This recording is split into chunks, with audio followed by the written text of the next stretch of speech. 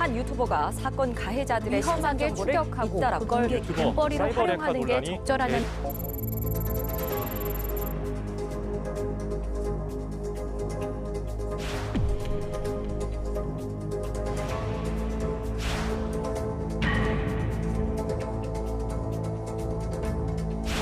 방통위가 사이버 레카의 특정에서 최근 3년 동안 정책을 수립하거나 정책 수립을 위해 추진한 사항이 단 한 건도 없습니다. 그래서 유튜브의 불법 영상을 신속히 대응하고 삭제 조치하려면 방통위, 방심위, 유튜브 간의 긴밀한 협조가 필요할 것으로 생각됩니다.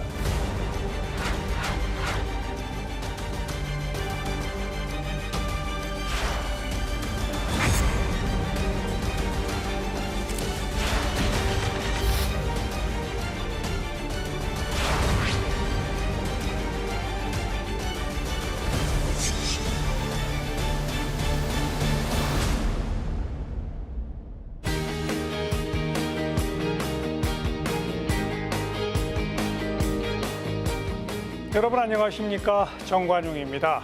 온라인상에서 허위 비방 콘텐츠로 돈을 버는 이른바 사이버 레커가 사회적 문제로 대두되고 있습니다. 사생활 침해, 명예훼손 등의 피해가 이어지자 이들에 대한 처벌과 규제를 강화해야 한다는 목소리가 큰데요. 국회가 일명 사이버 레커 방지 법안을 발의하고 논의에 나선 가운데 관련 입법을 촉구하는 국회 국민동의 청원도 등장했습니다. 오늘 이 사이버 레커 근절 대책과 함께 건전한 온라인 환경을 만들기 위한 방안에 대해 국회의원 또 관련 전문가들과 함께 토론해 보겠습니다. 함께 토론할 분들 소개해 드리죠. 국회 과학기술정보방송통신위원회 위원이신 더불어민주당 조인철 의원 어서 오십시오. 안녕하십니까, 조인철입니다. 네, 경희사이버대학교 미디어 영상홍보학과의 심영섭 교수 어서 오십시오. 예, 심영섭입니다. 네, 서강대학교 신문방송학과 유현재 교수 어서 오십시오. 네, 안녕하십니까. 네, 법무법인 존재의 노정원 대표 변호사 어서 오십시오. 안녕하십니까, 노정원 변호사입니다. 네, 최근에 구독자가 1,000만이 넘는다는 유명 먹방 유튜버 협박 사건 이걸 계기로 해서 사이버 레커의 존재가 이제 세상에 알려지게 됐고 그 협박범들은 지금 이제 구속돼서 이제 재판을 받고 있지 않습니까? 우선 우리 시청자분들한테 좀 생소할 수도 있기 때문에 우리 교수님이 사이버 레커가 뭔지 정의를 좀 내려주세요. 예, 한마디로 정의하기 좀 어렵긴 합니다. 사실 사이버 레커라는 건 우리나라에만 있는 정의입니다. 다른 나라는 없습니다. 없고 이게 한 2018년에 처음 등장한 개념이긴 합니다. 한마디로 말씀을 드리면 사회 정의를 구현한다는 이제 목적으로 그렇게 표방하면서 개인의 사생활, 특히 약점을 파헤쳐가지고 그들을 경제적으로 착취하는 그런 사람들을 보통 사이버 레커라고 부릅니다. 개인의 약점을 파악해서 착취한다? 예, 경제적으로 이제 약점을 파헤치고 그걸 이제 외부에 공표하는 거죠. 그리고 좀 더 많은 정보가 있다라는 이제 암시를 주면서 계속해서 이제 돈을 긁어내는 방식이죠. 네. 그리고 그러다 보면 특히 이제 이런 사이버 레커들은 상당수가 피해자들과 사회적인 신뢰관계를 갖는 경우도 많습니다. 그 신뢰관계를 이용해가지고 일종의 그루밍이라 그러죠. 그루밍을 통해가지고 끊임없이 이제 착취를 하고 착취를 당하는 관계가 네. 성립이 되는 그런. 우리 유 교수님 좀 더 보완해 보실래요? 이게 말 그대로 그 콩글리시라고 하지 않습니까? 이게 코리안 스타일 잉글리시 그렇죠. 이렇게 해서 제가 기억하기도 좀 역설적이긴 합니다만 사이버 레카 중 한 사람이 사이버 레카를 처음 썼다는 걸로 저는 알고 있습니다. 그래서 그런 용어를 예. 우리가 하는 일이 이게 사이버 플러스 레커인 것 같다라고 해서 일단 뭐 사고 나면 이렇게 쫙 모시고 이제 그걸 우리가 알고 있잖아요. 근데 아마 제가 기억하기로도 이제 그 코로나가 이렇게 좀 본격화되면서 다들도 이렇게 막 몰려 있고 IT 안 그래도 많이 보고 막 그랬었는데 그때 이제 뭔가 말초적 자극이 조금 필요한 니즈가 좀 있었겠죠. 그러다 보니까 이제 이런저런 사건이 났을 땐 확 몰려가가지고 엄청 자극적인 거. 근데 제가 안타까운 거 뭐냐면 우리나라가 전 세계에서 IT 문화 그러면 가장 많이 즐기지 않습니까? 일종의 풍토병 같은 거다라는 생각이 좀 들고요. 아까 교수님 말씀하셨습니다. 우리나라밖에 없습니다. 그래서 이런 부분이 참 안 나왔어야 되는 비즈니스 모델인데 나와서 뭐 그게 제일 안타까운 어떤 그런 상황이다라고 말씀드립니다. 그러니까 이제 심 교수께서는 특정 개인의 어떤 약점을 파악한 유튜버, 주로 활동 무대가 유튜버 아닙니까? 파악한 유튜버가 그걸 빌미로 착취한다라고 하셨는데 유 교수님 설명을 들어보면 특정 약점을 파악하지는 못했어도 누가 어떤 약점을 쥐고 뭔가 방송을 하면 그 연관돼서 관련된 걸로 막 몰려드는 그런 유튜버들이 또 더 많아졌다. 이게 제일 안타까운 게 그분들은 어쨌든 무슨 팩트, 그다음에 팩트 확인 이건 관심 없습니다. 그러니까 팩트 이만큼, 그다음에 허위 이만큼, 자극적인 거 이만큼 해서 어쨌든 마지막 최종적인 목표는 돈이니까요. 네. 그래서 그런 부분이 참 도덕적으로나 뭐 실제적으로 또 우리 민생에 참 안타까운 현실이라고 볼 수 돈이 있습니다. 어떻게 벌리는 거죠?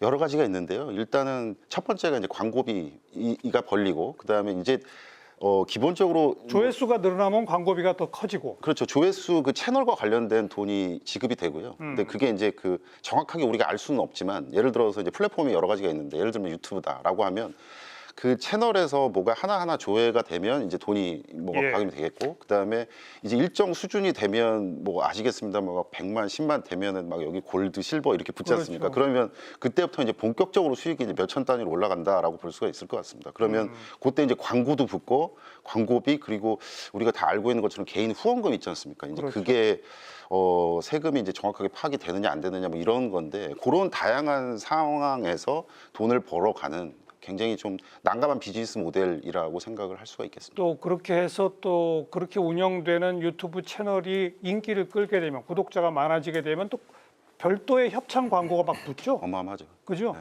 어마어마합니다. 방송하면서 음료수 하나 놓고 해도 그게 돈이 뭐 얼마 이렇게 된다면서요. 맞습니다. 네. 우리 의원님 뭐 이따가 이제 그 이번에 발의하신 법안에 대한 얘기를 하겠습니다만 일명 사이버 해커 방지 법안까지 발의를 하시긴 했는데 네.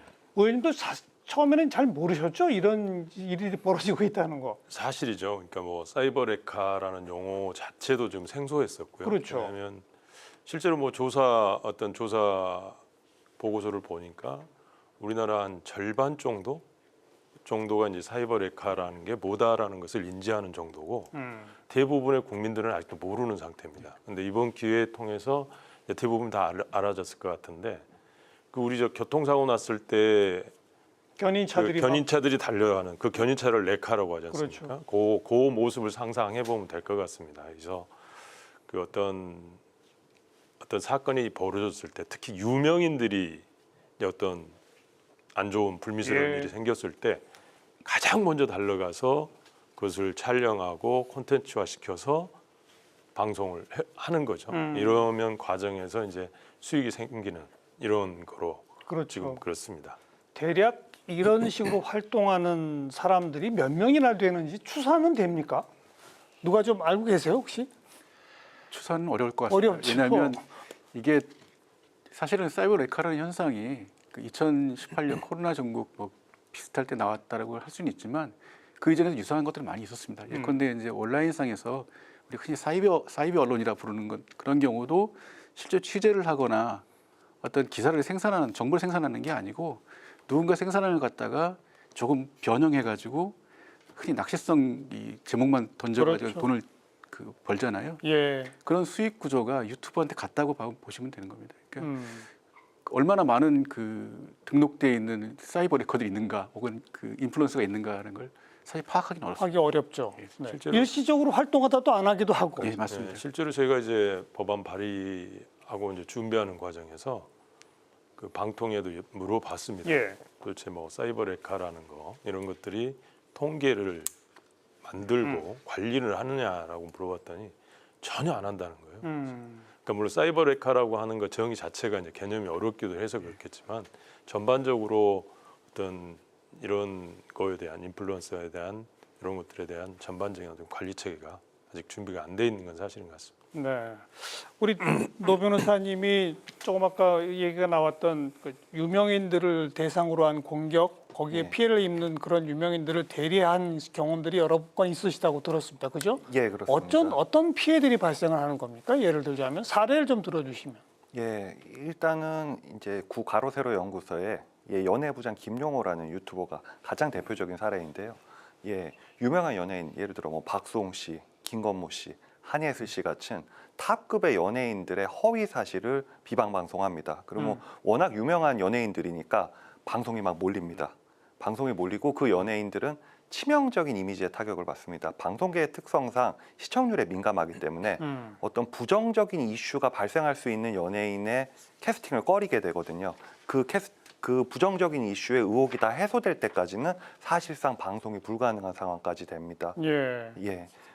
그리고 유명한 몇 명의 연예인들을 그런 식으로 엄청난 피해를 입히게 되면 뭐 다른 또 유명한 연예인들의 원한 관계가 있는 사람들이 또 제보를 합니다. 그러면 이거를 그대로 또 이제 방송을 하는 게 아니라 그 해당 연예인에게 이거를 내가 묻어줄 테니까 얼마를 달라. 방송 안 할 테니. 예. 그리고 다른데 제보를 하게 되면 내가 당신을 방어해주겠다. 라는 어떤 명목으로 컨설팅 계약을 체결하고 그리고 그걸로 돈을 수취하는데 그 액수가 유명 유튜버, 소위 말하는 거의 100만 이상의 유튜버들의 경우에는 한 번에 억이 넘어가는 액수의 컨설팅 계약을 체결을 하였습니다.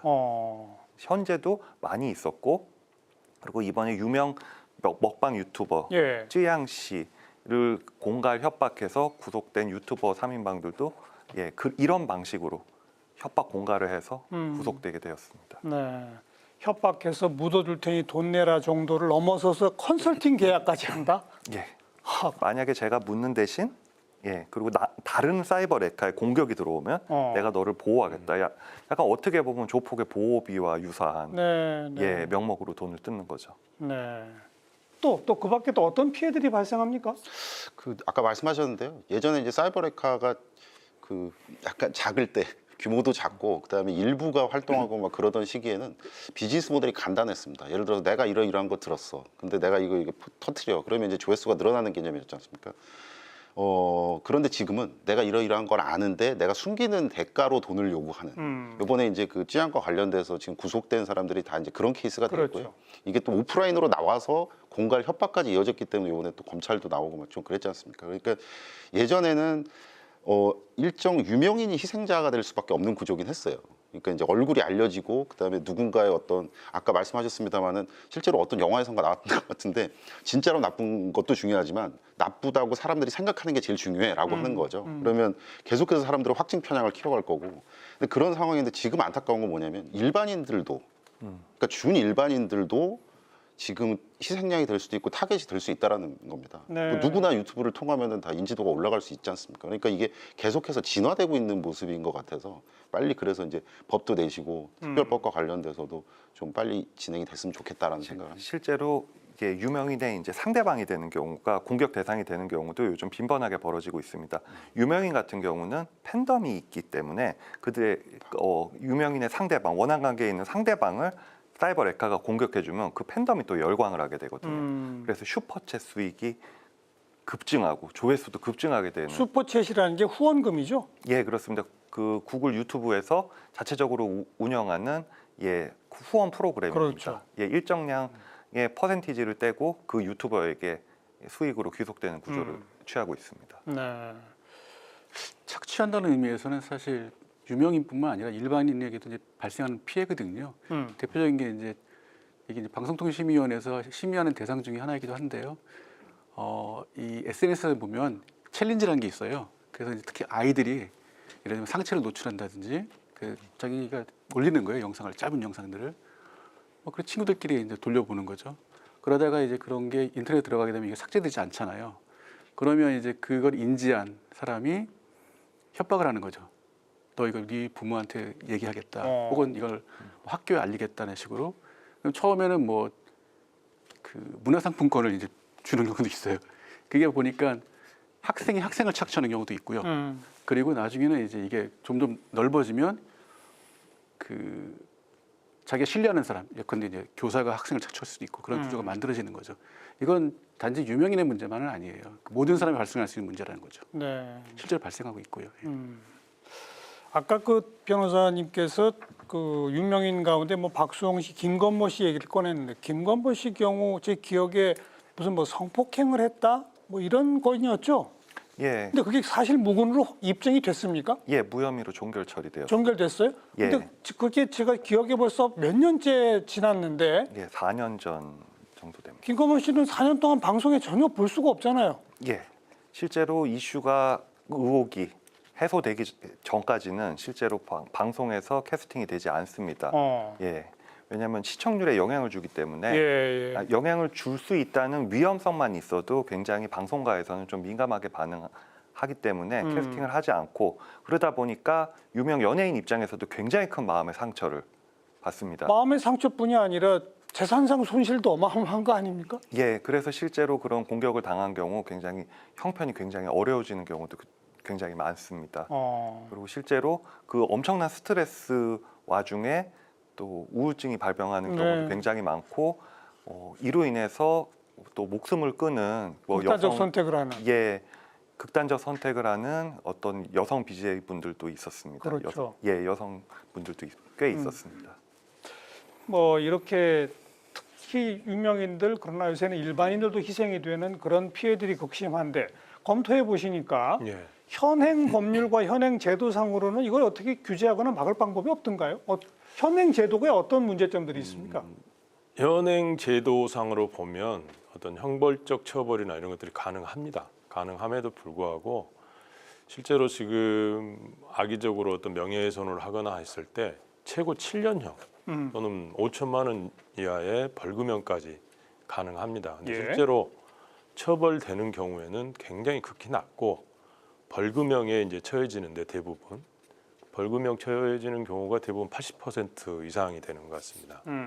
거기도 굉장히 낮습니다. 벌금형도 뭐 몇백만 원 수준 이 정도밖에 안 되기 때문에 아니 방송으로 몇 억을 벌었는데 몇백만 원 못 내니까 그렇습니다. 그게 이제 가장 큰 문제여서 그 나머지 부분에 대해서 이제 몰수를 하거나 아니면 추징을 해서 그 기대 수익을 낮췄을 때 범죄 예방을 좀 할 수 있지 않을까라는 의미에서 이제 제가 이번 법안을 발의한 거거든요. 그래서 실제로 이제 우리 이 사이버상에서 움직이는 그 1인 미디어 시장이라고 하는 게 22년 기준으로만 보더라도 국세청에 신고된 수입 기준으로 보면 한 1.1조 원입니다. 1조 2천억. 1.1조 예. 그 정도 되는데 그 2년 전이 20년 정도에 보면 4,500억. 그래서 2년 사이에 거의 두 배 이상이 지금 증가한 거거든요. 그건 신고한 기준이기 때문에 대부분이 신고 안 하는 상당히 많은 수입들이 있을 거고 거기까지 따지면 어마어마한 시장 규모라는 거죠. 그것 때문에 많은 사람들이 거기에 뛰어들게 돼 있고 그 뛰어들다 보면 경쟁이 치열해지지 않습니까? 그래서 치열해지다 보면 얼마나 빨리 내가 가서 영상을 올리느냐. 요게 이제 가장 큰 이 사이버 레카들의 그 바람이죠. 남보다 한 발 더 빨리. 그리고 한 발 더 보여주는 거. 그러려면 선정적이고 자극적인 것들을 계속 찾게 된다는 거죠. 그런 것들이 지금 어떤 사이버 레카 요새 나오는 그런 문제들을 이야기하는 그렇게 된 것 같습니다. 그 허위 사실임이 입증된 예컨대 김건모 씨 건 같은 경우에 어떤 처벌이 가능해요? 현행 제도상으로는? 현행 제도상으로는 뭐 의원님께서 말씀하신 바와 같이 정보통신망법 명예훼손으로 7년 이하의 징역에 처해질 수 있습니다. 법상으로는. 근데 실제로 변호사로서 실무를 해보게 되면은 명예훼손으로 고소를 하게 될 경우 사실상 1심 판결이 날 때까지 거의 2년 정도 가량의 시간이 걸리게 되고 아까 의원님께서 정확하게 지적해 주셨지만 허위사실 명예훼손이 인정된다 하더라도 85%가 벌금으로 끝나게 됩니다. 실형을 받는 경우는 극히 예외적입니다. 그러니까 사이버 레카 입장에서도 굉장히 벌금 몇백만 원 내고 그냥 자극적이고 선정적인 방송을 해서 돈을 차라리 많이 버는 게 어떤 또 범죄 경제학적으로 좀 유리한 선택이 되는 구조가 지금 현재 대한민국에서 벌어지고 있습니다.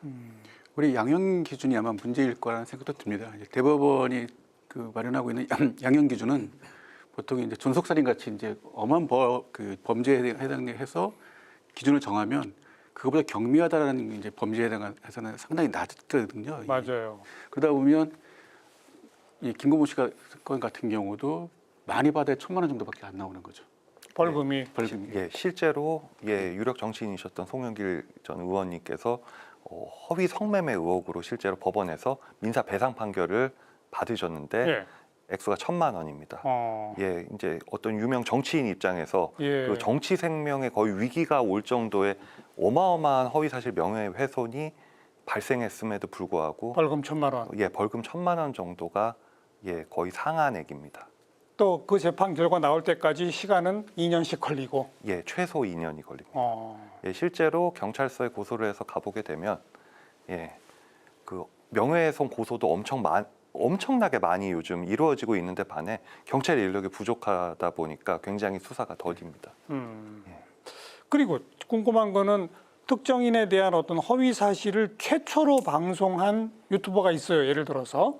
네. 근데 그 유튜버의 방송을 보고 똑같은 내용을 자기 방송에다가 계속 이렇게 퍼뜨리는 또 다른 많은 유튜버들이 있을 거 아니에요. 예. 그 다른 많은 유튜버들도 똑같이 처벌 받습니까? 처벌 안 받습니까? 원칙적으로 처벌을 받습니다.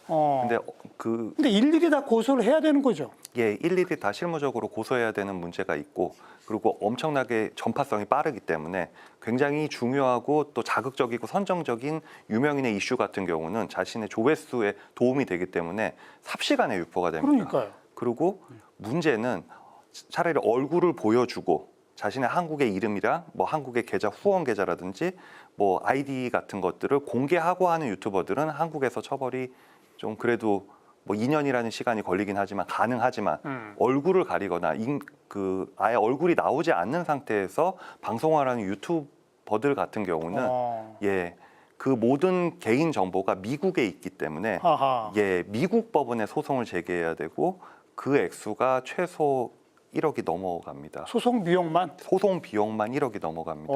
그래서 웬만큼 돈이 있으신 분들을 제외하고는 미국에서 소송하기는 현실적으로 굉장히 어렵기 때문에 네. 더욱더 또 사이버 레카가 또 창궐하게 되는 원인이 되고 그리고 여기에 악성 댓글을 달게 되면은 처벌하기가 현실적으로 어렵다는 것을 소비자들도 모두 알기 때문에 뭐 네이버나 다운 같은 국내 포털 사이트보다는 유튜브나 인스타그램 같은 데서 악플을 다는 게 요즘 좀 유행처럼 번지고 있습니다. 네. 그러면 이게 특정인이 공격을 받았어요. 이게 허위 사실이에요. 그래서 내가 법적 다툼에 들어가겠어요. 그러면 예를 들어서 유튜브 본사나 뭐 인스타그램 본사를 향해서 이거 제발 다 차단해 주세요. 안 됩니까? 일단은 우리나라 상황에서 그 방송통신심의위원회로 가야 되고요. 그 아까도 우리가 잠깐 얘기 나왔습니다만 유튜브 방송이라고 하고 유튜브 봤다라고 얘기를 하지 않습니까? 저도 학생들한테 그런 질문을 많이 받는데요. 근데 정작 유튜브는 방송으로 분류되지 않기 때문에 방송법의 적용을 받지 않죠. 그리고 우리는 다 알고 있죠. 방송법이 훨씬 더 엄격하다는 건 아는데. 예. 그래서 아까 방금 말씀하셨던 것처럼 이게 분명히 허위고 나에 대한 비방이다라고 했을 땐 방송통신심의위원회로 가든가 아니면 이제 아까 우리가 얘기 나왔던 것처럼 이제 명예훼손과 관련돼서 민사로 갈 수는 있을 텐데 유튜브에 대한 이해가 좀 있어야 될 것 같습니다. 유튜브는 국가 대 국가가 뭔가 명분으로 움직이고 뭐 그럴 수 있는 주체가 아니고요. 엄연한 기업이고요. 그렇죠. 그리고 이익 실현을 위해서 가장 큰 목적이 이익 실현인 기업입니다. 그러면 아까 말씀하셨습니다마는 사이버 레카들 이렇게 자세히 보면은 막 뭐 쓰고 하는 사람도 있고 그다음에 음성 변조도 많거든요. 근데 제가 알기로는 아마도 그게 특정이 안 되면 고소의 요건에 이게 적합하지 않을 겁니다. 고소할 수가 없죠. 그렇죠. 그러면 유튜버한테 이렇게 얘기를 하면 사실 뭐 비번도 잘 안 가르쳐 주는데 그 유튜브 이게 누군지에 대해서 그걸 막 가르쳐 주고 그 적극성을 우리가 기대할 수 있을까라는 생각을 좀 하게 되고요. 실제로도 그런 사례가 거의 없었죠. 방송을 차단이나 삭제해달라는 건 더더욱 안 되겠군요. 그렇죠, 그렇죠. 그러니까 그 방심위가 그 권한을 갖고 있지도 않고, 그리고 우리가 다 알고 있지만 유튜브 뭐 구글이죠. 여기 이제 그 한국 어떤 사무실이 있겠습니다만 대부분이 마케터로 이루어진 걸로 저도 알고 있고요. 그러면 미국에 헤드쿼터가 있는데 미국에다 연락을 어떻게 해야 되죠? 그러면 또 그쪽 입장에서는 사이버 레카가 이렇게 비유하면 좀 그렇습니다만은 사용자 겸 그다음에 컨텐츠 프로바이더 겸 그 영업사원이 될 수도 있는 겁니다. 영업사원이죠. 일종의 그렇죠. 그러니까 돈을 굉장히 많이 벌어다 주니까요. 이게 예. 구조가 상당히 좀 어렵게 풀릴 수밖에 없는 상황이라서 법이 절실하다고밖에 저는 볼 수 자, 없습니다. 그래서 이제 이번에 발의하신 법안 내용이 구체적으로 어떤 겁니까? 현행법에 뭘 추가하자는 거죠? 그 지금 아까 말씀드렸습니다마는 그 형법상이 아니죠. 형벌이나 이런 것들이 처벌이 가능합니다. 근데 너무 미약하다고 너무 그랬잖아요. 미약하고. 근데 아까도 말씀드렸듯이 벌금이라는 게 너무 미약하게 솜방망이기 때문에 실제로 자기가 얻어들이는 경제적 수익하고는 너무 많이 차이 납니다. 그 부분을 몰수를 하거나 추징하겠다. 지금까지는 그 개인 정보를 불법적인 개인 정보를 통해서 얻은 수익은 몰수하거나 추징이 가능했는데 예. 나머지는 안 됐습니다. 그래서 이 악의적인 명예훼손에 대해서 몰수하고 추징할 수 있도록 네. 근거 조항을 만든 겁니다. 그러니까 허위 사실로 명예를 훼손한 특정 방송을 했다면 그 예. 방송을 통해 얻어들인 모든 수익을 몰수한다. 네, 그렇습니다. 그것의 기대 효과는 어차피 수익이 다 뺏길 테니 안 하게 될 것이다. 그렇습니다. 어떻게 평가하십니까? 아마 어려울 부분이 분명히 있습니다. 법은 좀 필요하다고 생각하고요. 법은 필요한데 어렵다? 왜냐하면 특히 이제 이 법을 그 의원님이 이제 입법하신 법을 우리가 유튜버 방지법이라고 처벌 유튜브의 법이라고 얘기하는데 그 이유는 대부분 이 사이버 레커의 문제가 유튜브에서 발생하거든요. 근데 유튜브는 이게 추징을 하려면 일단은 그 범죄 행위가 이루어졌다는 걸 증명을 해야 돼요. 그 증명을 해야 되니까 현실적으로 범죄가 이루어졌다는 걸 증명할 주체가 누구냐면 한국인 거예요. 그 방송통신심의위원회든 개인이든 그 이 범죄가 이루어져 가지고 우리가 피해를 받았다는 걸 증명해 줘야 되고 또 유튜브가 요구하는 건 한국 법원에서의 판결을 요구해요. 근데 성명불상의 다수가 예를 들면 그 피해를 입혔다라면 그 사람들의 정보는 유튜브가 갖고 있는데 한국 법원의 계상으로 소송을 할 수가 없는 거죠. 그러니까 현실적으로 이걸 증명하기 무지하게 어렵다는 것이고요. 그러면 할 수 있는 건 방송통신심의위원회가 좀 더 적극적으로 결정을 내려주는 거죠. 이거는 악의적인 어떤 범죄 행위다라고. 근데 현실적으로 이제 그렇게 못 하고 있는 게 사실입니다. 그러면 몰수하는 법뿐만 아니라 실질적으로 그러한 결정을 할 수 있는 권한도 있어야 되는 거죠. 근데 그 권한은 아직 그 법에 안 들어가 있는 걸 알고 있습니다. 저희가 벤치마킹 할 수 있는 게 좀 있는 것 같은데요. 예. 뭐 한국만 그런 게 아니라 사실은 뭐 세계 어디든 이런 문제가 있었겠죠. 그리고 지금도 있을 겁니다. 근데 독일 사례, 그다음에 EU 사례를 보면 독일에는 이제 네트워크 집행법이라고 있었어요. 네트워크 집행법이라고 집행. 있습니다. 근데 그리고 지금은 이제 디지털 사업법, 디지털 이제 그 서비스법 이렇게 이제 돼 있고. 근데 그 법 내용을 보면 아까 교수님도 말씀하셨습니다마는 그 이제 징벌적 배상이라든가 이제 이익 실현을 차단시키는 거 이거 굉장히 중요한 거죠. 그런데 이 법을 보면 영어로 어떻게 되어 있냐면 이제 패키지라고 써 있어요. 그 패키지는 뭐냐면 그 징벌적 배상이고 그것 전부 다 플러스 플랫폼에 대한 책임을 굉장히 강화합니다. 그리고 제가 기억하기로는 아마 2, 3개월 전에 우리 방심위원장이 구글 본사에 가서 이제 그 회담을 했다라고 제가 들었는데 제 기억이 맞다면 그 담당자가 뭐라 그러냐면 그 한국의 국내 실정법에 어긋나는 일이 있을 때 우리가 적극적으로 차단하겠다 얘기했거든요. 그럼 그 얘기는 뭐냐면 실정법을 빨리 만들어라라는 얘기로 저한테 들렸어요. 그러면 이 법 이제 의원님이 소장님 이렇게 해주신 이 법 플러스 굉장히 다양한 법이 있고 물론 이 법이 유튜브가 이걸 들을 거냐 그건 조금 다른 문제지만 이제 독일이나 아까 말씀드렸던 것처럼 EU 사례를 보면 굉장히 신경 쓸 수밖에 없는 거예요. 조금 더 구체적으로 얘기해 주세요. 예를 들어서 이거 어떻게 하는 겁니까? 일정 수준의 이제 보통 이제 MAU라고 하지 않습니까? 한 달에 이제 몇 명이 들어오느냐 뭐 이런 겁니다. 그러면 예를 들어서 한 200명, 300만 명 정도에 되는 사이즈의 플랫폼이 있다, SNS가 있다. 그럼 그 대상자가 되는 겁니다. 그런데 그 안에 독일이 생각할 때 이건 절대로 공공선에 부합하지 않고 굉장히 아주 적극적으로 막아야 되는 메시지다. 예를 들어서 혐오. 그리고 히틀러와 관련된 거 이런 것들이 그리고 이제 성과 관련된 건데 뭐 이제 청소년 뭐 이런 것들을 이제 깨알같이 다 써놨어요. 근데 이것과 관련돼서 신고가 들어갔을 때 아까 말씀드렸던 것처럼 200만, 300만이 되는 그 플랫폼이 이제 영향력이 크다는 거죠. 예. 그러면 당신들이 24시간 안에 조치를 취해야 한다라고 돼 있는 거죠. 삭제하라. 예. 그렇지 않으면 벌금을 70몇 억을 이제 부과하겠다.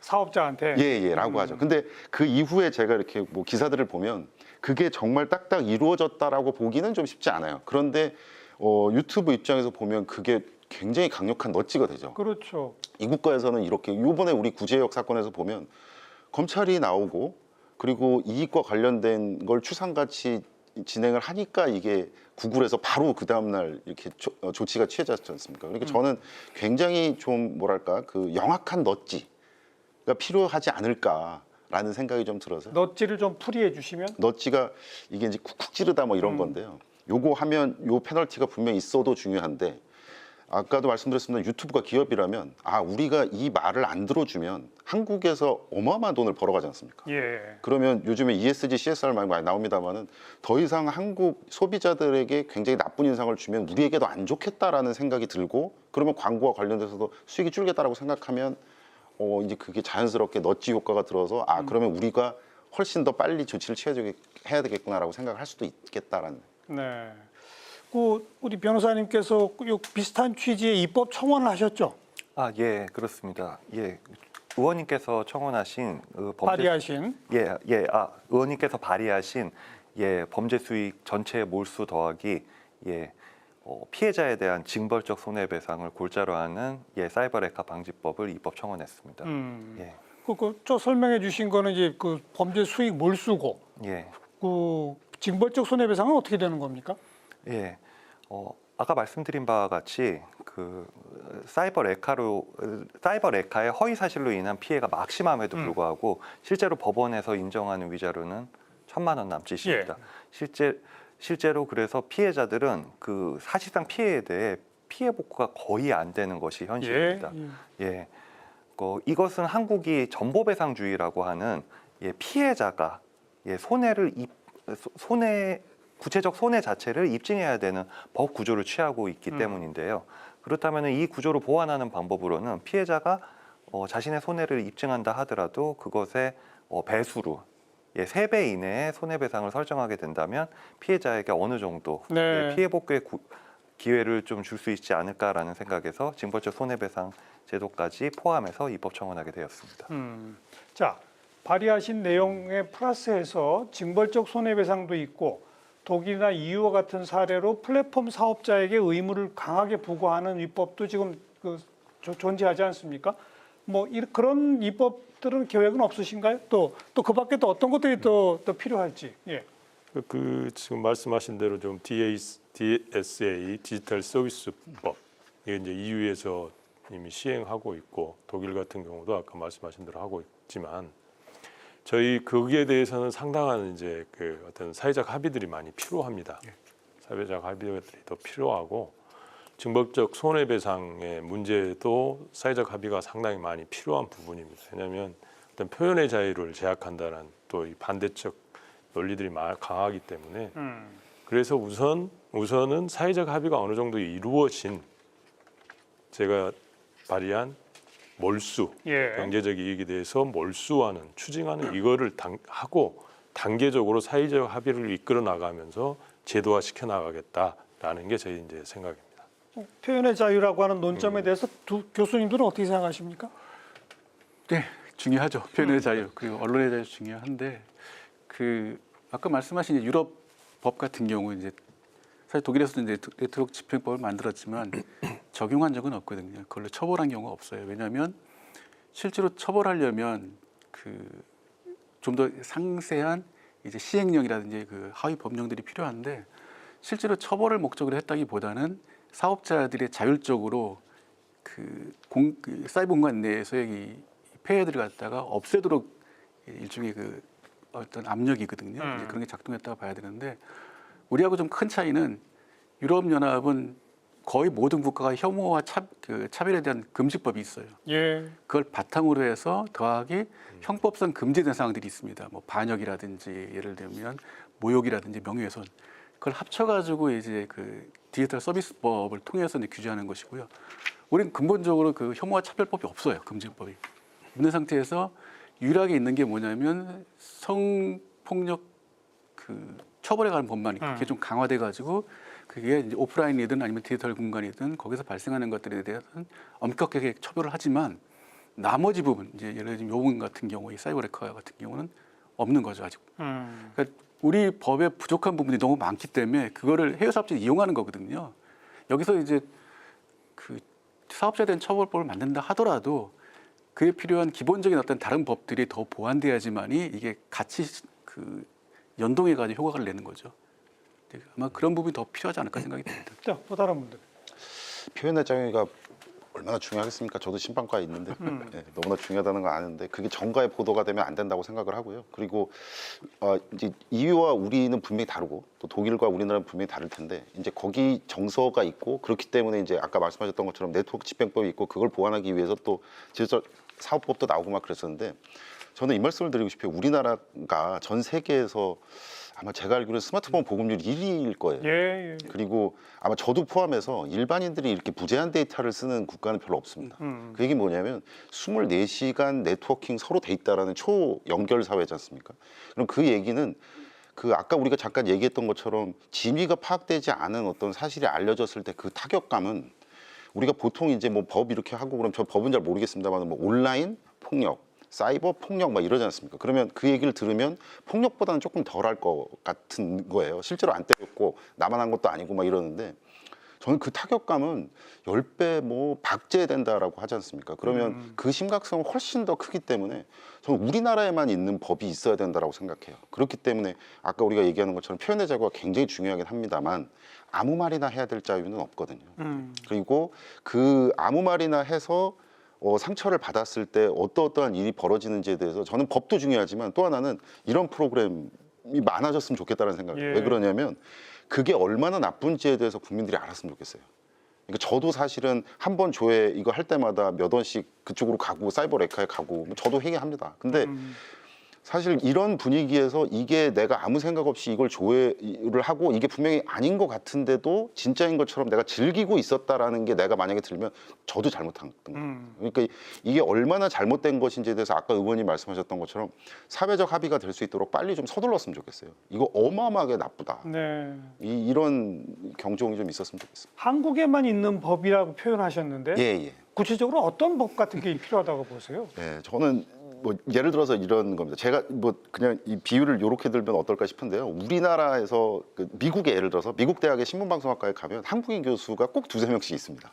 저도 교수를 하다 왔고요. 근데 그 얘기는 뭐냐면 한국에서만 할 수 있는 미디어 얘기들이 굉장히 많이 있는 거예요. 그래서 아까 말씀드렸던 것처럼 모든 사람들, 모든 구성원들이 다 이걸 보고 있다라고 한다면 그 안에 뭐랄까 혐오, 그다음에 혐오 비즈니스 뭐 이런 것들에 대한 굉장히 상세한 조항이 있어야 되고 그리고 또 하나는 기성 언론에 대한 법도 분명히 있어야 된다고 생각합니다. 아까 우리가 오늘은 사실 사이버 레카라고 얘기를 해서 뭔가 변종들에 대해서만 얘기하지만 그 변종들이 내놓은 배설과 같은 얘기를 받아다가 쓰는 것도 기성 언론입니다. 맞아요. 레가시 언론이 쓰면 이게 이제 그 저희 쪽에서만 얘기하는 겁니다만 정보원 효과라는 게 있어서 사이버 레카가 얘기하고 막 그랬을 때 그럴 수도 있어. 저 뭐 그러면서 이제 욕하면서 그냥 이렇게 듣는데 그걸 예를 들어서 레거시 언론에서 받아서 해서 어뷰징이 몇 개가 났다. 그럼 이거는 저게 진짜일 거다라고 얘기를 해서 확증 편향이 되는 겁니다. 이러면 굉장히 무서워지거든요. 그러니까 이런 상황을 아까 제가 말씀드렸던 것처럼 우리나라에만 있어야 되는 미디어 규정, 미디어 법이라고 제가 말씀드렸습니다. 그러니까 기성 언론들도 그런 것들을 기사화했을 때는 책임을 지도록 하는. 맞습니다. 또 최초 기사화한 걸 어뷰징이라는 게 그냥 베껴다 쓰는 거 아닙니까? 맞습니다. 네. 그런 모든 언론들도 처벌 대상이 되는. 처벌이든 아니면 규제의 대상이든 그게 거기까지 나쁘다라는 가야 것에 대해서 뭔가 합의가 돼야 될 것 같습니다. 그 의원님이 이제 입법하신 것을 좀 더 보완한다라면 아마 이게 이제 뭐 대다수의 그 인플루언서들이 싫어할 수 있는데 다른 나라처럼 미성년자가 수익을 창출하지 못하게 해야 돼요.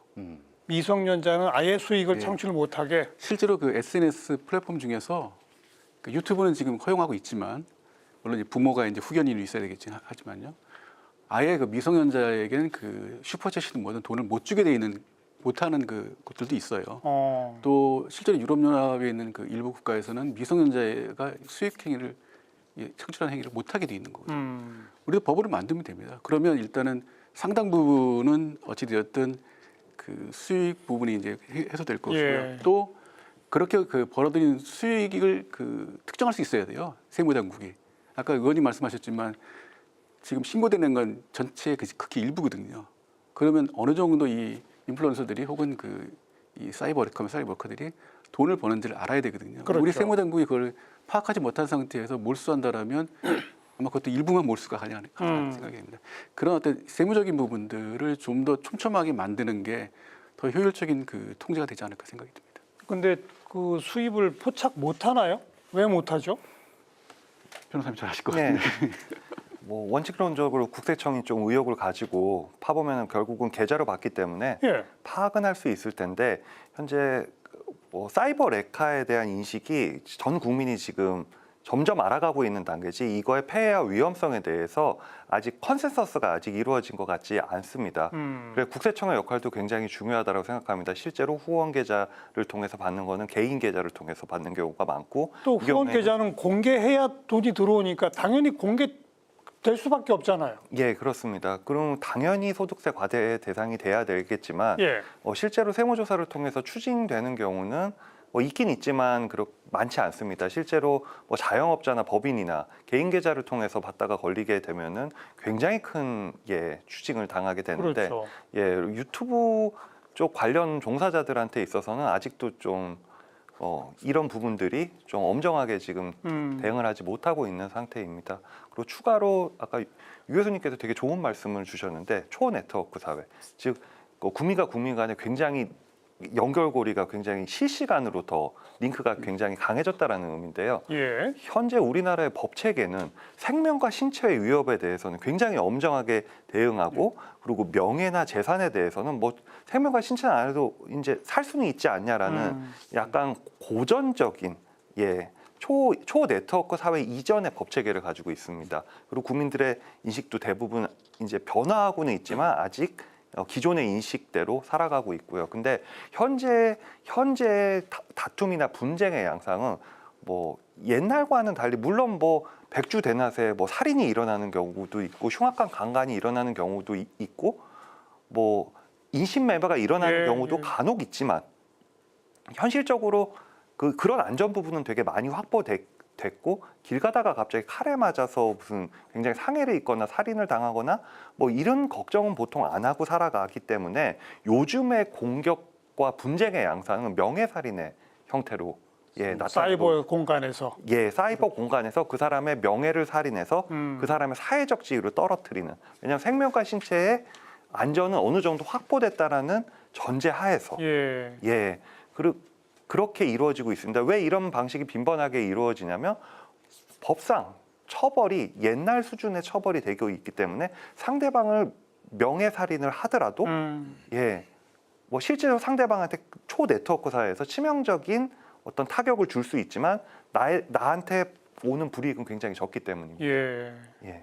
우리 세 분 말씀 들어보면 지금 우리나라는 문제는 엄청나게 크고 심각한데 법적인 점도 거의 미비한 상태고 국세청이나 이런 세무당국들이 철저하게 들여다보지도 않고 방송통신위원회나 방심위가 적극적으로 이 문제에 대해서 무슨 제도 개선하려고 의지를 보이지 않고 공백 상태네요. 저희 이제 법 준비하는 과정에서도 그걸 충분히 느꼈습니다. 아까 말씀하신 대로 저희가 이제 단계적으로 좀 사회적 합의를 이끌어 나가면서 가는 게 훨씬 더 이제 제도화 시키는데 유리하다라는 생각을 해서 이제 하나하나 해 나갈 거고 궁극적으로 유 교수님 말씀하신 대로 어떤 새로운 미디어 이거에 대한 어떤 규제도 필요해 보입니다. 실제로 우리 온라인상이 아닌 현실 세계에서는 구멍가게 하나 내려도 지금 개설 신고해야 되고 영업 다 신고해야 되지 않습니까? 당연하죠. 네. 사이버상에서는 이런 것들 전혀 이루어지지 않고 있고 어느 정도 소득이 발생하거나 되면 일부가 이제 그거에 대해서 신고를 하거나 이런 정도이기 때문에 그런 제도들에 대해서 많이 논의를 통해서 사회적 합의를 끌어나가야 될 것 같습니다. 그래서 이거는 저희가 지금 경제적인 몰수나 이런 것들은 이제 시작이다라고 보면 될 것 같아요. 그래서 이제 이걸 토대로 해서 계속 논의를 통해서 좀 더 촘촘하고 제도를 완비해 나가는 그런 모습을 가져야 될 것 같습니다. 아까 유 교수님 그 표현을 쓰는데 우리가 유튜브 방송이라고 표현하지만 법상 방송이 아니다 그랬잖아요. 근데 사실상 방송의 기능을 한다면 그것도 좀 규정을 해야 되잖아요. 아까 변호사님도 말씀하셨습니다만은 저도 신방과에 지금 그 교수 10몇 년째 하고 있습니다만은 예전에 정말 한 20년대 감각의 법이 그대로 있어요.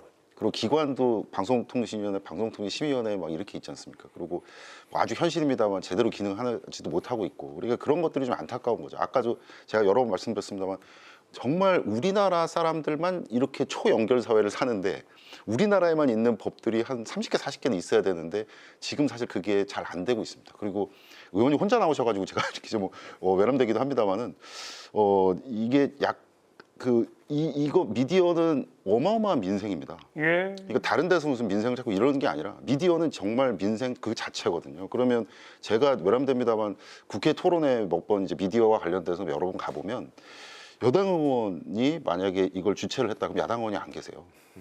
그리고 야당 의원이 주최를 했다 그러면 또 여당 의원이 안 계세요. 그래서 그런 좀 뭐랄까 국민의 한 사람으로서 좀 섭섭함이 좀 있었습니다. 이게 얼마나 산적한, 아까 선생님 말씀하셨던 것처럼 이게 산적한 게 몇 개만 잡아봐도 지금 어마어마하거든요. 그리고 유튜브와 관련돼서도 그 부분을 막 폄훼하고 뭐 악마하고 그러는 게 아니라 유튜브가 우리나라에서 어느 정도의 수익을 가져가는데 망 사용과 관련된 거, 그리고 세금 얼마, 그리고 이 콘텐츠가 부정적으로 나왔을 때 이걸 책임지는 수준, 이걸 한번 다른 국가랑 비교를 한번 해보라는 거예요.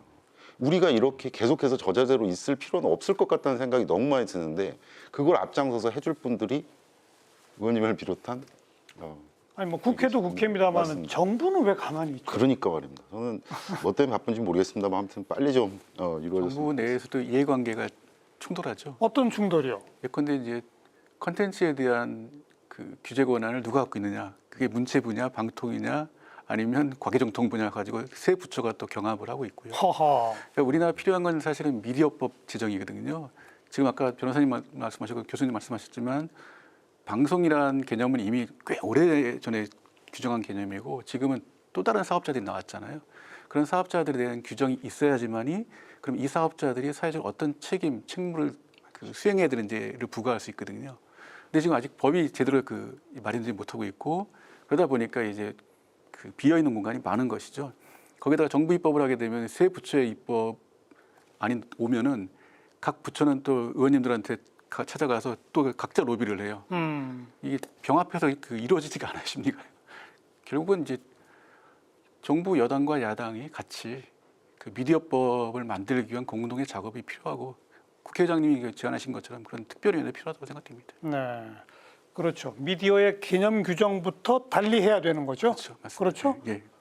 지금 뭐 우리가 계속 언급하고 있는 유튜브 정도는 미디어의 하나로 봐야 되는 거 아닙니까? 그렇습니다. 예. 그러니까 좀 다른 미디어인데요. 그러니까 실시간으로 방송되는 전통적인 방송이 있고 이게 이제 주문형 시청이라고 자기가 과금을 하고 돈을 내고서 보는 이제 미디어들이 있잖아요. 그럼 양자의 차이가 분명히 있기 때문에 부과하는 그 책무나 또 그에 따른 해야 될 어떤 역할이나 규제 방식이 좀 다르긴 해야 되죠. 하지만 지금은 아예 규정이 없는 거거든요. 네. 그러니까 마음대로 할 수 있다는 것이죠. 이제 그런 문제가 해소될 필요가 있고요. 한 가지 더 말씀드리면 아까 이제 의원님 말씀하셨는데 유튜버들이 인플루언서로 등록은 해요.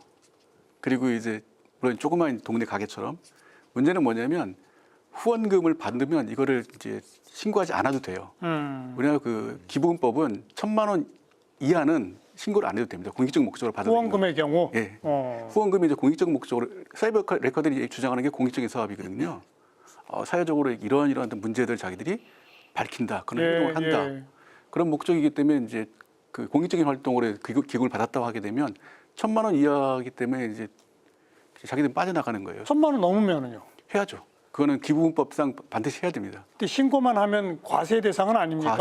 과세 이게 목적에 따라 다른 것이죠. 종교단체나 예를 들면 뭐 기타 비영리법인 같은 경우는 과세 대상이 아닌데 그렇지 않으면 과세를 해야 되거든요. 근데 그런 어떤 경우가 있기 때문에 인플루언서에 대해서는 만약 법을 만든다면 미디어법에 공익적인 사업의 요건에 해당되지 않는다고 예외적을 만들어버려야 돼요. 예. 당연히 돈을 내게 만들어야 되는 거죠, 세금을. 후원금도 전부 과세 대상이 되도록 하는 법적 그렇죠. 근거가 아예 지금은 없군요. 모호한 거죠. 없는 거 없다기보다는.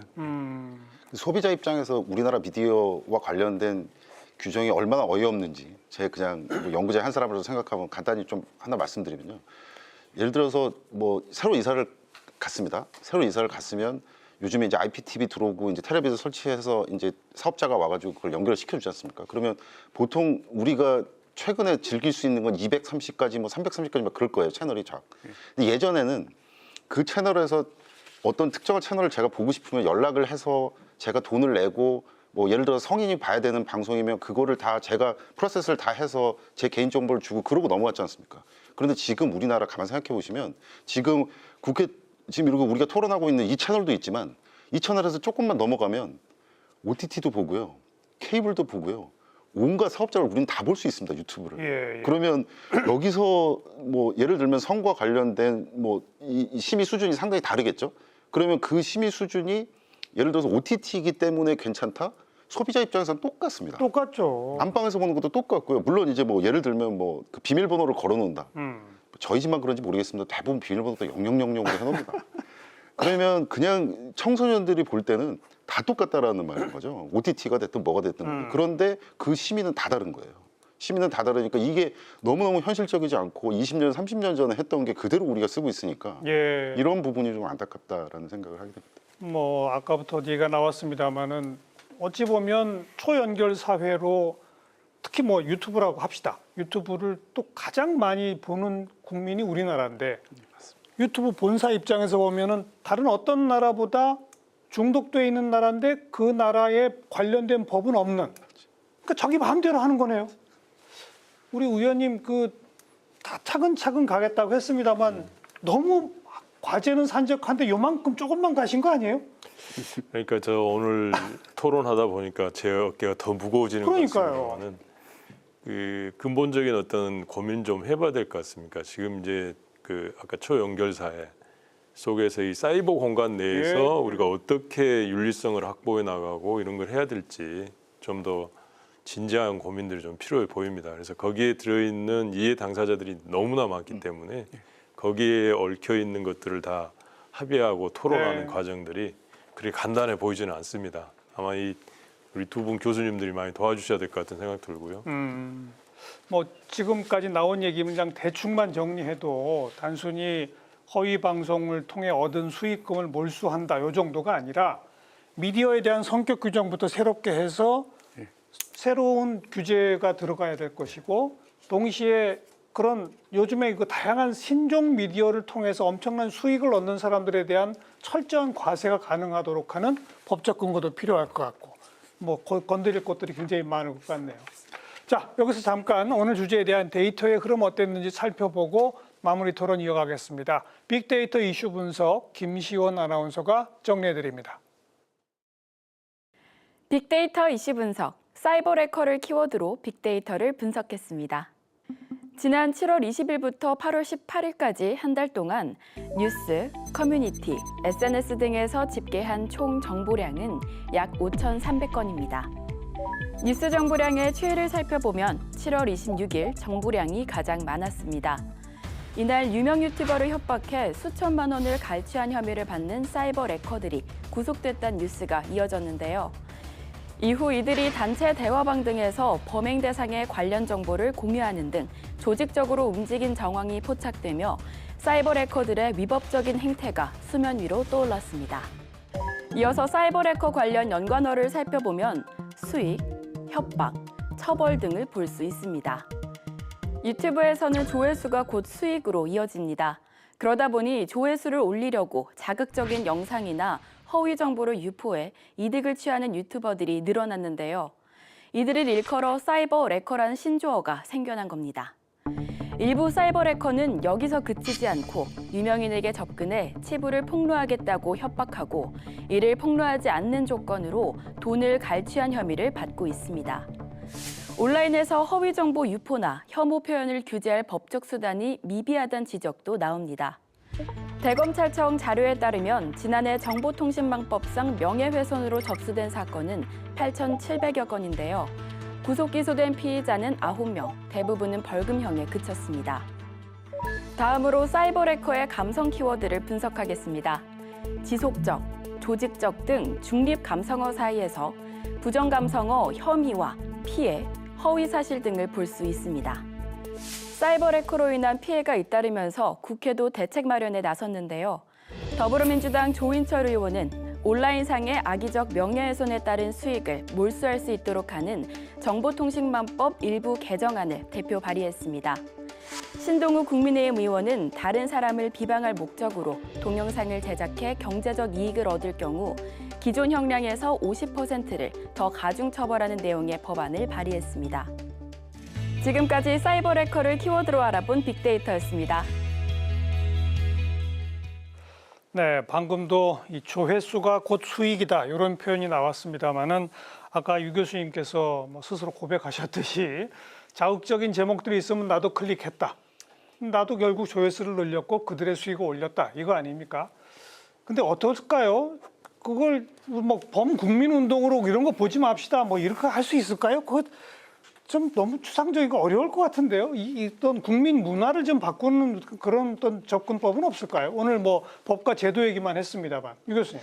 예, 저도 뭐 일반적인 것만 얘기하긴 참 싫긴 합니다만은 먼저 말씀을 드리면 제가 미국 대학에서 교수를 한 3년 정도 하다 왔는데요. 제가 처음에 미국 대학에 임용됐고 그다음에 가르쳤던 과목이 미디어 리터러시였습니다. 미디어 문해력. 근데 어떤 가르쳤냐면 제가 지금 기억해보면 그때 유튜브가 막 이렇게 했을 때요, 미국에서.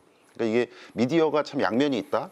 그리고 순기능도 있지만 역기능도 있다. 미디어와 관련돼서 이렇게 큰 범죄가 될 수도 있다. 그다음에 법들은 이렇다. 이런 것들을 그냥 강의하는 거였거든요. 우리도 있어야 될 것 같습니다. 우리도 있어야 될 것 같고요. 그래서 그걸 반드시 뭐 교육부 어디든 이렇게 해서 정부에서 아까 우리 그 얘기 나왔습니다만 좀 협조가 됐으면 좋겠고요. 그리고 또 하나는 지금 이제 기회가 있는 김에 국민들에게 저를 포함해서 한번 말씀드리고 싶은 것은 우리가 알고리즘을 굉장히 편하다고 생각을 합니다. 하나를 이렇게 클릭하면 내가 관심 있는 걸 계속 쏴준다. 근데 그걸 이렇게 살짝 돌아서 생각을 해보면요.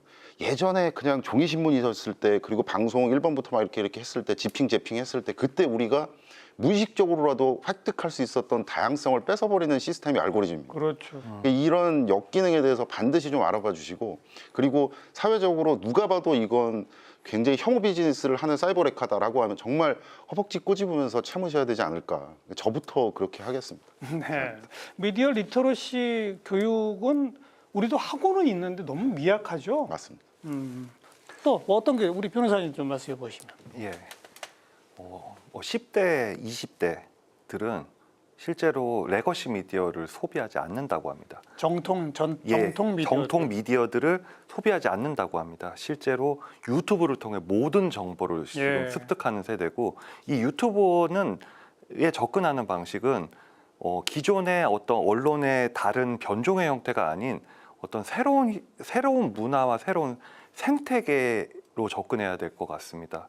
그리고 그거에 맞는 법 체계가 좀 완비돼야지 어떤 변종의 그냥 미디어의 연장선상으로 이 유튜브를 접근하게 되면 완전 문화 자체와 생태계와 비즈니스 구조가 기존의 정통 언론의 방식과는 너무도 다른 모습들을 많이 보여주고 있거든요. 그래서 그 접근 방식에 있어서 이해도를 국민들이 많이 높여주시길 좀. 방금 10대, 20대 얘기하셨습니다만 그래도 기성세대들은 워낙 정통 미디어에 노출된 기간이 길기 때문에 유튜브나 이런데 이런 얘기가 떠돈대라면 보면서도 의심은 하잖아요. 근데 10대, 20대는 의심을 안 한다고요? 예, 맞죠. 유튜버가 꿈이잖아요. 10대들이 앞으로 되고 싶은 가장 많이 희망 직업. 희망 직업 유튜버라고 그러는데 이게 사실 편리한 거거든요. 유튜브는 편리한 수단이지 그게 존경받고 존중받을 만한 어떤 직업으로서의 그라기 어렵다고 보거든요. 유튜버가 되려는 게 아니고 본인이 그 유튜브를 통해서 뭘 하고 싶다라는 걸 가져야 되거든요. 그러니까 내가 꿈꾸는 나의 직업이라는 게 유튜버가 아니고 유튜브를 이용해서 내가 뭐 환경운동을 한다든지 아니면 인권운동을 한다든지 아니면 내 정치를 한다든지 돈벌이죠 요즘은. 근데 지금 돈벌이로 가고 있단 말이에요. 그래서 유 교수님 말씀하신 것처럼 교육이 중요한데 우리는 교육과 예방을 위한 예산보다 정부 예산도 실제로는 처벌에 대한 예산이 더 많아요. 방심이나 방통위 예산이 늘어나지만 거기서는 예방이나 교육 예산은 없거든요, 거의요. 여가부도 마찬가지죠. 아예 뭐 현재는 여가부를 없앤단 말까지 나오는데 어떤 면에서 그 심리적인 상담과 조력뿐만 아니라 어떤 게 바람직한지에 대한 교육이 많이 필요하다는 생각이 들고요. 두 번째로는 사업자들이 적극적으로 자율적으로 그 가이드라인도 좀 더 강화하고 좀 더 일단 긍정적인 어떤 바람직한 환경을 만들기 위해 노력하실 때 그 사업자에 대한 그 인센티브도 제공할 수 있어야 되거든요. 근데 우리 법은 그런 사업자들한테 인센티브 제공에 상당히 인색해요. 우리 법은 다 규제하고 처벌만 있거든요. 근데 규제와 처벌 가지고는 그 현재 어떤 그 상황을 호전시키거나 대체할 수는 없다라는 것이죠. 그 예방과 교육에 더 많은 투자가 필요하다고 생각됩니다. 예방과 교육. 의원님도 한 말씀 해보시죠. 실제로 이제 유 교수님 아까 말씀하셨습니다만 유튜브의 어떤 확증 편향 알고리즘에 의한 이런 것 때문에 이제 저도 사실은 거의 아침에 출근하면 1시간 이상을 실제 신문을 저는 봅니다.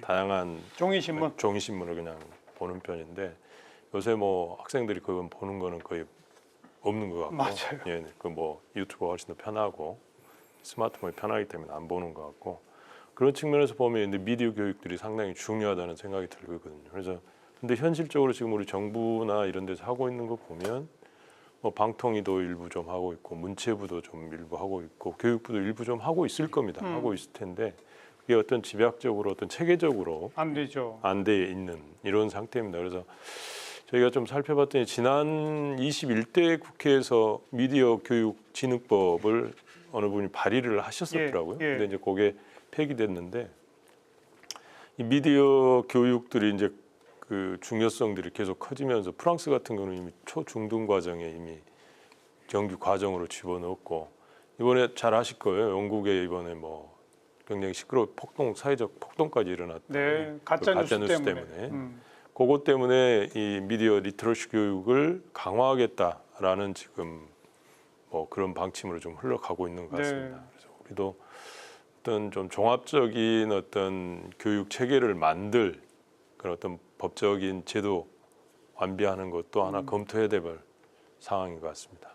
유 교수님 알고리즘 문제 언급하셨는데 미국의 상당수 주들에서 알고리즘이 끼치는 폐해 때문에 상당히 강력한 법적 규제를 지금 하고 있잖아요. 예, 그래서 저도 얼마 전에 이렇게 글을 좀 썼는데요. 신문에 글을 쓰고 막 그랬었는데 미국이 막 굉장히 자유롭고 막 그럴 것 같지 않습니까? 근데 지금 그렇지 않습니다. 예. 아까 우리가 표현의 자유에 대해서 선별해서 뭔가 판단해야 된다라고 얘기를 했던 거랑 비슷한 논리인데요.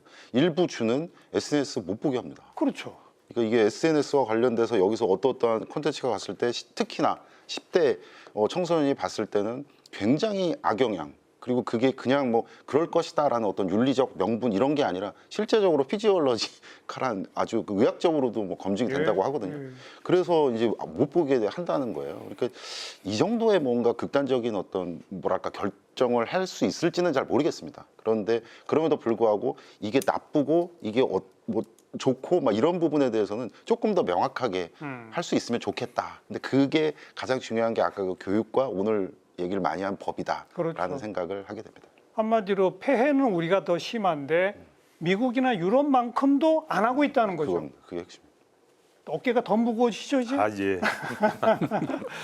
자, 이제 마무리 발언 우리 노종원 변호사부터 뭐 오늘 주제와는 포괄적으로 한 1분 정도 마지막 마무리 발언 한마디씩 듣고 정리하겠습니다. 예. 이 사이버 레카의 문제는 단순히 어떤 처벌의 문제 이상으로 어떤 새로운 사회 현상의 대두로 접근해야 될 것이고 그리고 새로운 문화의 태동으로 접근해야 될 것이고 단순히 법의 처벌을 강화하는 것 이상으로 어떤 교육과 캠페인 여러 가지 종합적인 측면에서 접근해야 될 문제고 이 사이버 레카의 문제는 우리 사회에서 이것을 해결해야 되는 시점이 왔다라는 걸 보여주는 극명한 사례라고 생각합니다. 자, 유현재 교수님. 지금 모든 게 뭔가 때가 있지 않습니까? 근데 저는 굉장히 역설적입니다만은 구제역을 비롯한 일부 사이버 레카들이 참 큰일을 했다라고 생각을 합니다. 그래서 이번에 정말 국민 모든 사람들이 다 이렇게 알았을 때 우리가 지금까지 1시간 동안 얘기를 했던 그 법과 체계와 그리고 필요성과 명분과 이런 것들이 좀 빨리 사라지지 않고 법안도 폐기되지 않고 이번에는 좀 현실화가 됐으면 좋겠다라는 바람을 가져봅니다. 네, 심영석 교수님. 예, 뭐 저도 같은 생각입니다. 기본적으로 지금 우리가 좀 규제하는 영역이 좀 비어있던 부분들이 있는데 이건 이제 의원님이 발의하신 입법안처럼 당장은 이제 채울 수 있을 것이고요. 이제 그거보다 더 나아가서 미디어법 제정을 통해 전체적인 어떤를 조망할 수 있는 그런 종합적인 정책이 나와야 될 것이고 그거를 여야가 합의해 주셨으면 좋겠다는 생각이 듭니다. 자, 조인철 의원님. 이제 사이버 레카를 계기로 해서 지금 우리 사회의 그 사이버 공간에 대한 이 부분에 대해서 어떻게 할 것이냐라는 게 지금 상당히 이제 환기된 것 같습니다. 이번 기회를 통해서 조금씩 정비를 해 나가야 될 텐데 아까도 말씀드렸지만 한순간의 대리라고는 저는 안 봅니다. 그래서 일단 할 수 있는 것부터 차근차근 해 나가자. 궁극적으로는 그 우리 신종 미디어에 대한 종합적인 어떤 법 체계를 그렇죠. 갖추는 거 여기까지 될 수 있도록 최선을 다하겠습니다. 두 분께서 많이 좀 도와주십시오. 네. 네. 자, 오늘 토론을 이렇게 들으면서 이런 생각이 드는군요. 우리가 그냥 현실 세계 속의 삶만 살아왔다면 이제는 특히 젊은 층일수록 현실 세계의 삶이 따로 있고 사이버 세계 속의 삶이 따로 있습니다. 두 개의 삶이 있는데 하나의 삶은 여러 가지 법과 제도가 촘촘하게 정비되어 있지만 하나의 삶은 텅 비어 있구나 이런 생각을 하고요. 정말 또 하나의 삶을 어떻게 윤리적으로 법적으로 접근할 것인가라는 종합적 사고를 가지고 우리가 좀 이 문제를 들여다봐야 되겠다는 생각이 드는군요. 네 분 늦은 시간까지 수고하셨습니다. 고맙습니다. 감사합니다. 다음 시간 또 뵙겠습니다. 안녕히 계십시오.